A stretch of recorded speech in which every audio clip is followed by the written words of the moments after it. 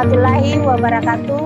Yang terhormat dosen penguji uji kinerja PPG dalam jabatan Angkatan 1 tahun 2023 Universitas Tadulako. Perkenalkan, nama saya Reskiani SPD dengan mata pelajaran Pendidikan Pancasila dan Kewarganegaraan di SMK Negeri 3 Parepare, Sulawesi Selatan. Sekaligus sebagai mahasiswi PPG dalam jabatan Angkatan 1 tahun 2023 Universitas Tadulako dengan program studi Pendidikan Pancasila dan Kewarganegaraan. Pada hari ini 16 Agustus tahun 2023, saya akan melaksanakan praktik video pembelajaran uji kinerja, tepatnya di sekolah saya sendiri, SMK Negeri 3 Parepare, Provinsi Sulawesi Selatan. Hari ini saya akan melaksanakan praktik video pembelajaran saya di kelas 11 Multimedia 1 dengan materi kasus-kasus pelanggaran HAM dengan model pembelajaran Problem Based Learning. Berikut video pembelajaran saya. Mohon masukan, kritik, dan sarannya agar video pembelajaran saya ke depannya bisa lebih baik lagi. Selamat menyaksikan. Wassalamualaikum warahmatullahi wabarakatuh.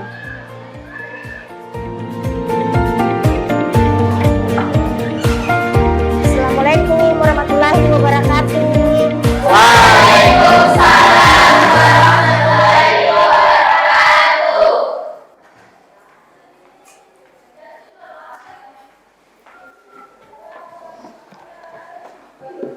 Selamat pagi. Pagi. Masya Allah. Bagaimana kabar kalian hari ini? Baik. Sehat? Sehat. Bugar? Bugar. Alhamdulillah. Baiklah. Duduk siap. Beri salam. Assalamualaikum warahmatullahi wabarakatuh. Waalaikumsalam warahmatullahi wabarakatuh. Sebelum memulai pembelajaran, marilah kita berdoa menurut kepercayaan dan keyakinan masing-masing. Berdoa dimulai.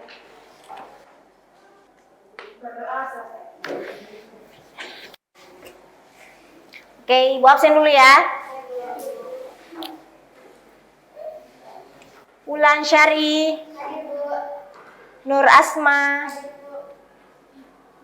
Nur Alisa,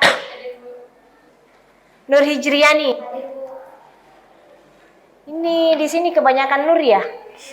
Nur, ada Nur Hijriani, Nur Asisa, Nur Jayanti. Nur itu artinya apa? Cahaya.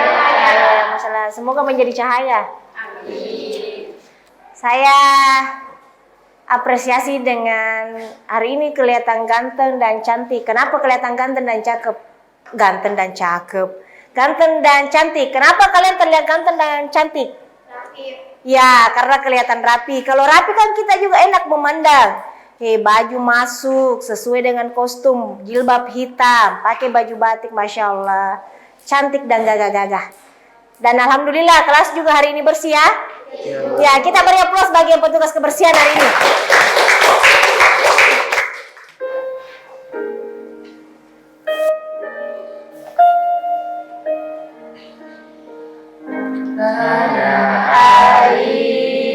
Airku tidak kulupakan, kan terkenang selama hidupku. Biar pun saya pergi jauh, engkau bukan raga.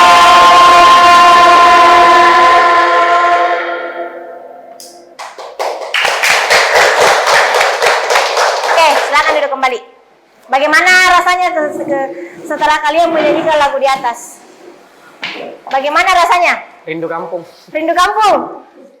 Kita cukup bangga menjadi warganya Indonesia. Kenapa kita bangga? Kalian tinggal enak, tinggal duduk saja di sini. Kalian sudah merdeka. Kenapa saya mengatakan begitu? Kalian tidak perlu lagi berperang angkat senjata, tidak perlu lagi ambil bambu runci untuk merdeka. Sekarang kalian enak tinggal menikmati dari pahlawan kita yang terdahulu. Makanya Biar 4 menit itu, pada saat upacara bendera itu, 4 menit saja. Berapa menit orang upacara, silakan dinikmati upacaranya. Jangan kita enak tinggal berdiri saja. Bagaimana kasihan orang yang dahulu. Sebelum Ibu masuk di materi kali ini, masih ingat tidak dengan pembelajaran kita minggu lalu?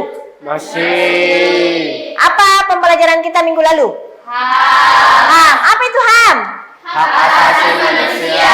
Ya, materi kita itu minggu lalu adalah HAM. Siapa yang masih ingat tentang apa itu HAM? Angkat tangan. Oke, silakan. Indah Ramadhani. Silakan. Hak asasi manusia adalah sesuatu yang bersifat universal.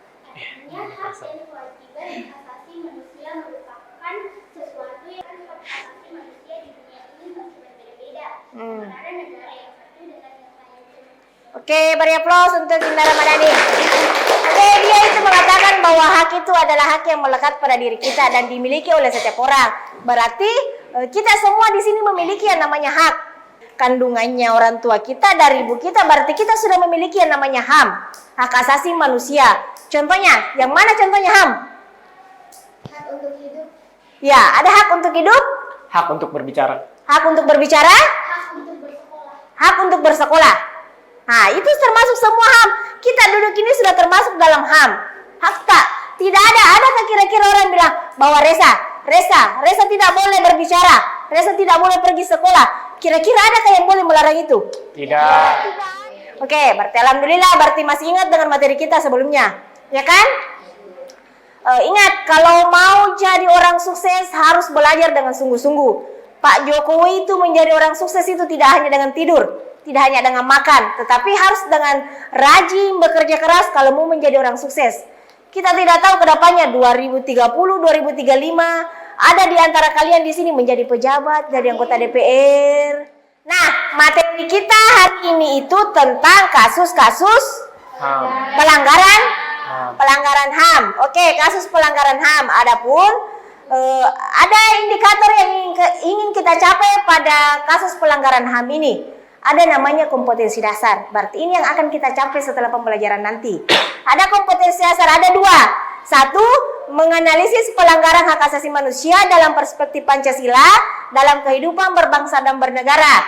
Adapun indikator pencapaian kompetensinya yaitu menguraikan penyebab pelanggaran hak asasi manusia dan menganalisis kasus-kasus pelanggaran hak asasi manusia. Adapun tujuan pembelajaran yang ingin kita capai di sini. Nah, setelah ini setelah pembelajaran ini kalian dapat menghargai hak asasi manusia berdasarkan perspektif Pancasila. Kemudian tujuan yang kedua yaitu kalian dapat bersikap peduli terhadap hak asasi manusia berdasarkan perspektif Pancasila dengan baik dan benar. Paham sampai sini? Paham. Ya, karena materi kita hari ini adalah kasus pelanggaran hak asasi manusia, hari ini kita menggunakan model pembelajaran PBL. Tahu PBL? Itu Tidak. adalah model pembelajaran yang kita gunakan, problem based learning. Berarti yang namanya problem, apa artinya problem? Masalah. Ya, masalah. Berarti ada satu masalah nanti yang kita bahas. Ada satu masalah, apa penyebab masalahnya, dan bagaimana cara menyelesaikan masalah. Itu yang namanya PBL. Oke, silakan perhatikan gambar di atas. Apa gambar yang kalian perhatikan di atas? Kalau dari saya pribadi, dari 3 gambar di atas, yang saya tangkap dari gambar pertama, itu adalah perundungan, di mana di situ terjadi perampasan hak sosial seseorang anak. Dan gambar kedua itu contoh pelanggaran HAM, dia melanggar hak hidup, karena setiap orang berhak hidup, karena di gambar itu terjadi kasus pembunuhan. Dan gambar ketiga itu anak-anak yang mengemis, itu dia tidak mendapatkan haknya, hak kehidupan, dia tidak dinafkahi, dia tidak memiliki rumah, dia tidak punya orang yang bisa bertanggung jawab menanggung kehidupannya sehari-hari. Itu dari saya. Oke, beri aplaus untuk Reza. Masih ada yang mau? Masih ada? Oke, kalau tidak ada, betul tadi kata Reza, di gambar ada 3 gambar di atas. Silakan kalian perhatikan. Di gambar pertama itu adalah ada yang namanya bullying. Bullying itu artinya perundungan. Perundungan, tahu dibilang perundungan tidak? Tahu. Nah, ternyata di perundungan itu termasuk juga dalam kasus pelanggaran HAM. Di mana letak kasusnya di sini? Hak sosial. Di mana haknya yang dilanggar? Hak sosial. Ya, hak sosial. Kalau kalian pernah lihat atau lihat berita yang namanya perundungan, jangankan kita lihat di berita, di sekolah di sini pun biasa masih ada perundungan, ya kan? Iya. Nah, ada penyebabnya. Yang satu, ada dua, faktor internal dan faktor eksternal. Yang mana itu faktor internal? Faktor luar. Ada dua, faktor internal dan faktor eksternal. Kalau faktor internal itu berarti faktor dari dalam.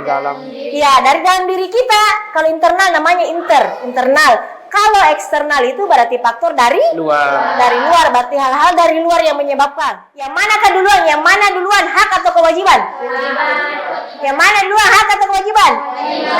Ya, kewajiban. Jalankan dulu kewajiban, tak baru bisa kita tuntut yang namanya hak. Apa kewajiban kalian? Belajar. Apa hak kalian? Apa hak kalian? Menerima ilmu dari guru. Menerima ilmu dari guru. Ada yang lain? Kewajiban kalian itu adalah melaksanakan kewajiban kalian itu adalah belajar. Apa haknya kalian? Hak kalian itu setelah belajar, polisi kita berbicara berdasarkan kasus yang pernah terjadi. Contohnya sekarang, banyak orang yang tidak percaya dengan polisi.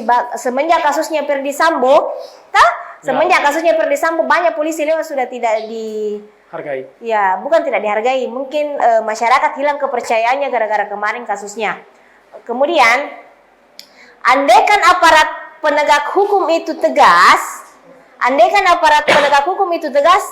saya yakin dari 10 kasus pelanggaran HAM bisa jadi tinggal 1 kasusnya yang bisa terjadi kalau kita tegas. Oke, paham dengan faktor kedua ini, faktor internal dengan eksternal? Paham. Oke, saya bisa lanjut? Lanjut. Oke, next. Oke, kita masuk pada kasus pelanggaran HAM di Indonesia. Ada beberapa kasus pelanggaran HAM. Ini merupakan kasus yang saya tampilkan di atas adalah kasus pelanggaran HAM berat. Kenapa saya mengatakan HAM berat? Karena menghilangkan nyawa seseorang. Aktivis. Ada yang pertama, kasusnya dari Marsina. Pernah dengar Marsina? Sering. Di mana dengar Marsina? Internet. Di internet, di televisi. Siapa yang mau mengutarakan siapa itu Marsina? Langsung, kalau Marsina ini salah satu aktivis yang istilahnya banyak aktivis waktu era Orde Baru kalau tidak salah. Di situ banyak aktivis yang dihilangkan, entah itu nyawanya, haknya dibungkam, hak suaranya dibungkam. Dan Marsina itu salah satu perempuan aktivis yang berjuang untuk haknya buruh, hak buruh dari sebuah perusahaan, di mana dia mendapat ketidakadilan dari perusahaannya dan dia berani untuk melakukan bersuara mewakili teman-temannya buruh. Tetapi hal yang tragis terjadi sama Marsina, dia diculik, dia dihilangkan selama beberapa hari, lalu begitu dia ditemukan, dia dalam keadaan yang sudah meninggal dan mati dalam mengenaskan. Dia sudah diperkosa, dia sudah dipukul sampai lebam-lebam, dan sampai hari ini kasusnya belum terpecahkan.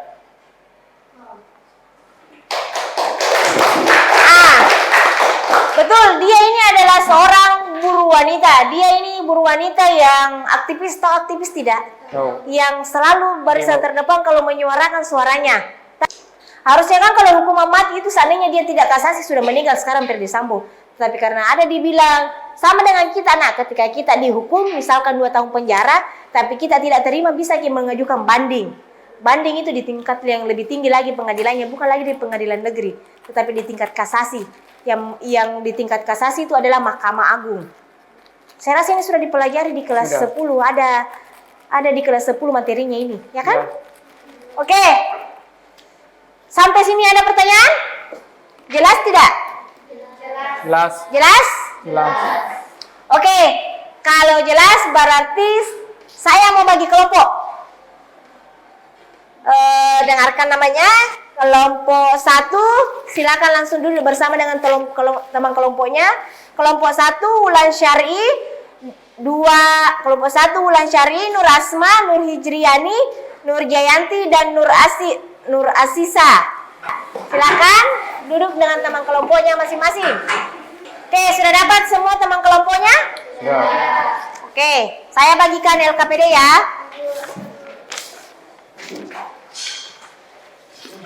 Kelompok 1, kelompok 2, dan kelompok 3. Oke, silakan, itu adalah LKPD. Tugas kelompok kalian jelas tertulis di situ. Ada gambar di atas di situ. Silakan kalian apa penyebab dan apa masalahnya sehingga kasus pelanggaran HAM tersebut terjadi dan bagaimana solusinya supaya pelanggaran HAM tersebut tidak terjadi. Silakan berdiskusi dengan teman kelompok kalian. Di kelompok 1 itu dia mendapatkan kasus buliwin. Kemudian di kelompok 2 itu mendapatkan kasus pelanggaran main hakim sendiri. Kalau di kelompok 3 itu adalah kekerasan dalam ya, tidak apa-apa, belajar memang dulu berumah tangga sebelum berumah tangga. Oke, silakan dikerja anak-anak. Silakan berdiskusi dengan teman tak, bisa cari dari referensi lain, silakan ditulis. Ya, biar tidak menulis kok. Itu saja mau. Kecuali kalau mau tambah-tambahkan bisa.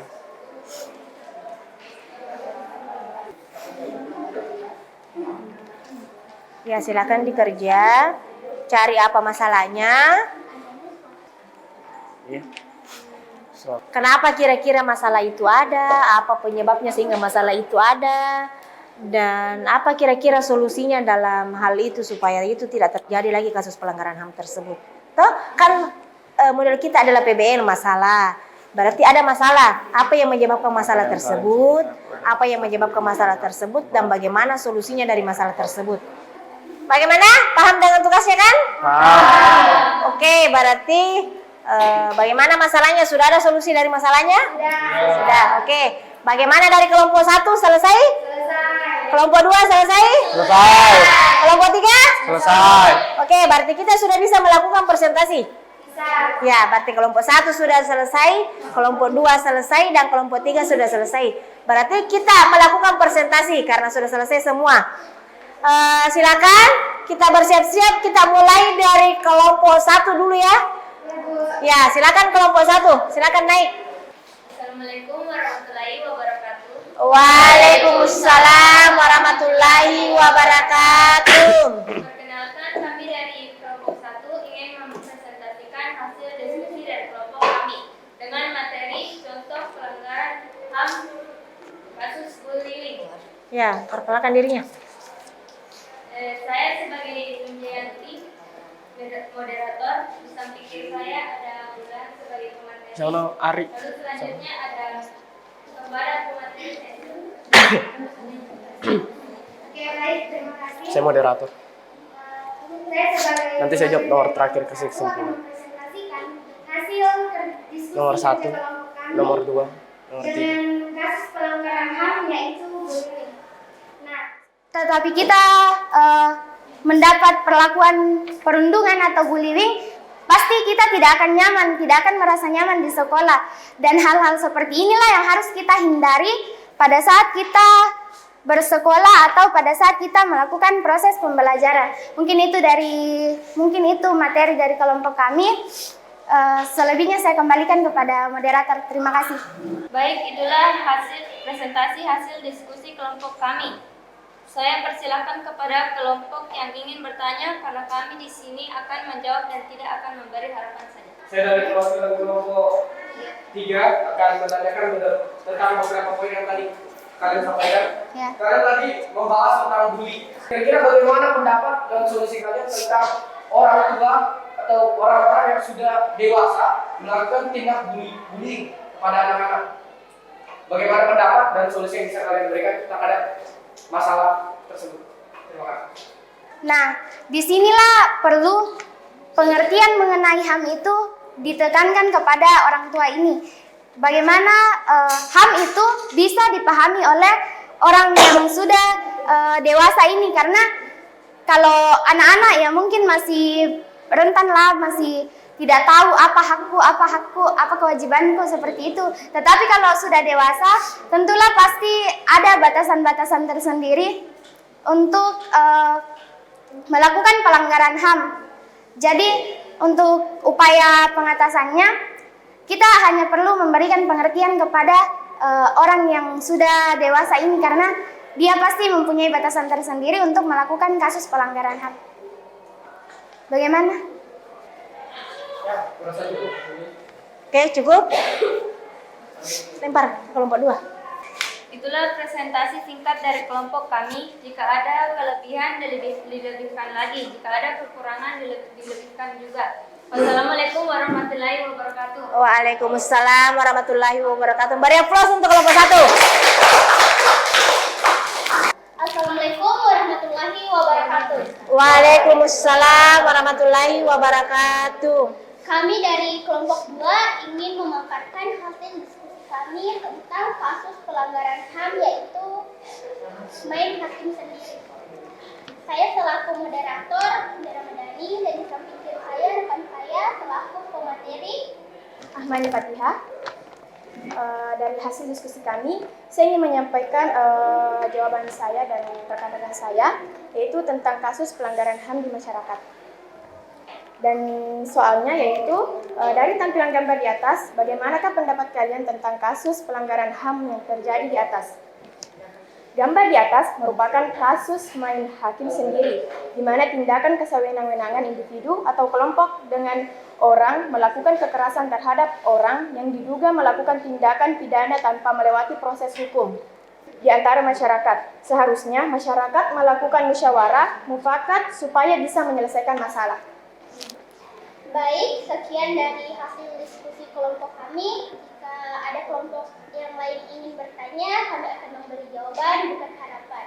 Baik, sekian dari kelompok kami. Terima kasih. Wassalamualaikum warahmatullahi wabarakatuh. Waalaikumsalam warahmatullahi wabarakatuh. Ayo beri aplaus untuk kelompok 2. Oke, silakan kelompok 3. Assalamualaikum warahmatullahi wabarakatuh.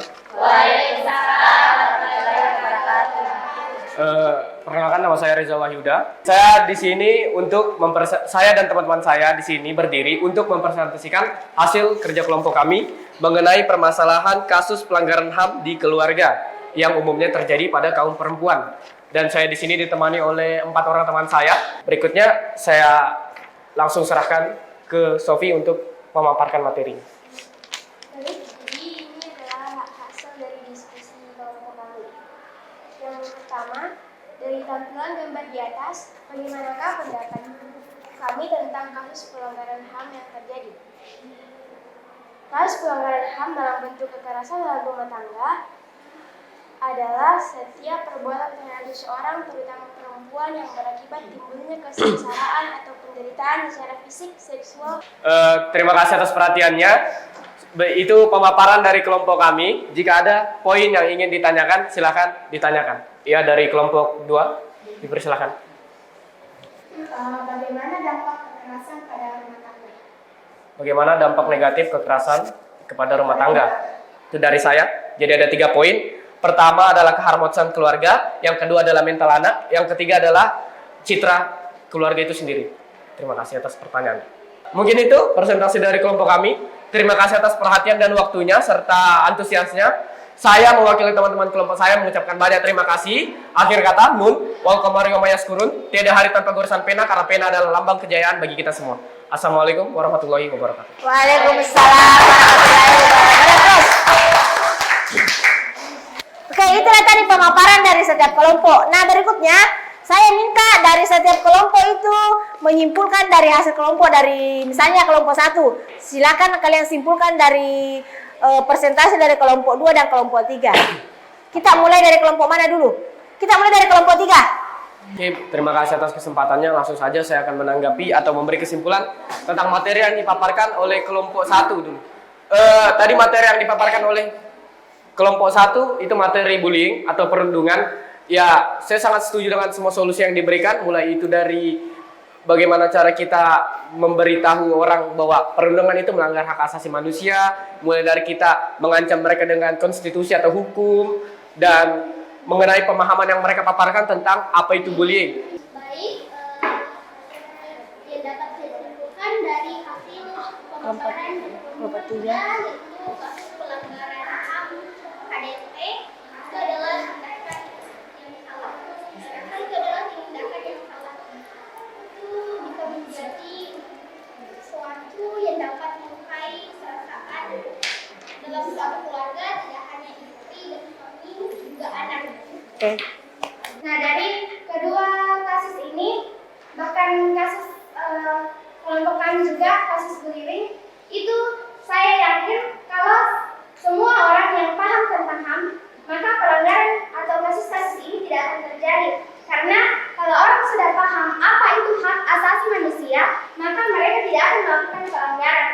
Mungkin itu dari saya dan kelompok saya ucapkan terima kasih. Oke, beri aplaus untuk kelompok 1. Oke, itulah tadi hasil dari kesimpulan dari setiap kelompok. Sebelum Ibu tutup, kita akan melakukan kesimpulan tentang materi hari ini. Adapun kesimpulan materi kita hari ini bahwa kasus pelanggaran HAM tidak akan terjadi apabila 1. Supremasi hukum dan demokrasi harus ditegakkan. Kedua, mengoptimalkan berbagai lembaga-lembaga negara yang berwenang dalam penegakan hak dan kewajiban warga negara. Ada supremasi hukum. Paham dengan kesimpulan kita hari ini? Saya harap setelah materi ini ada yang bisa kalian manfaat bawa pulang dari rumah. Oke, berikutnya, adakah kira-kira manfaat yang bisa kalian dapatkan hari ini? Banyak? Siapa? Siapa yang mau? Oke, kita dengarkan suara baru dulu dari Sophia. Baik, jadi manfaat yang saya peroleh pada pemilihan hari ini bahwa setiap masalah yang termasuk ke dalam kasus pelanggaran HAM itu sangat berdampak buruk bagi kehidupan bermasyarakat. Ya, oke, beri aplaus untuk Sophia.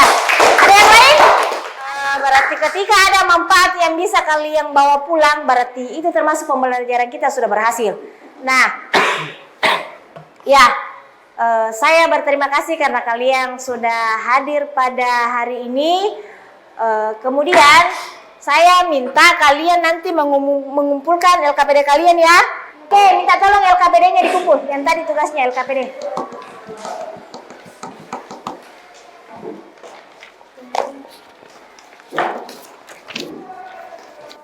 Dan saya memberi aplaus. Saya rasa semua kelompok memiliki kinerja yang baik dari kelompok 1, kelompok 2, dan kelompok 3. Kalian semua terlihat kompak, terlihat antusias. Jadi saya rasa semua kelompok sama. Mari kita beri aplaus untuk kita semua. Oke, PR. Saya kasih tugas di rumah, boleh? Boleh. Oke, silakan di rumah kalian nanti kan tugas kelompok kalian. Tugas per individu kalian silakan dikerja. Ada di buku di halaman 21. Silakan nanti saya share di grup. Silakan kalian kerja dan kita akan ketemu minggu depan. Dan silakan kerjakan PR-nya dan silakan juga pelajari tentang materi kita berikutnya. Materi berikutnya kita itu adalah upaya penegakan HAM di Indonesia. Kan hari ini kita belajar tentang kasus pelanggaran HAM, berarti minggu depan kita belajar tentang upaya penegakan HAM di Indonesia. Silakan baca-baca materinya, kemudian kita akan ketemu lagi minggu depan. Bagaimana? Oke? Oke, terima kasih buat kalian semua. Dan waktu kita sudah habis dan materi kita sudah selesai untuk hari ini tentang kasus pelanggaran HAM. Ya, silakan dibalik dulu tempat duduknya. Oke, karena materi kita sudah selesai hari ini dan jamnya sudah selesai. Semoga minggu depan kita hadir full lagi seperti hari ini. Semoga kalian sehat-sehat sampai minggu depan ya. Oke, sebelum kita menutup pembelajaran hari ini, siapa yang mau pimpin doa? Kita doa dulu baru pulang. Oke, siapkan dulu Pak. Duduk siap. Beri salam. Assalamualaikum warahmatullahi wabarakatuh. Waalaikumsalam warahmatullahi wabarakatuh. Terakhir doa supaya doa.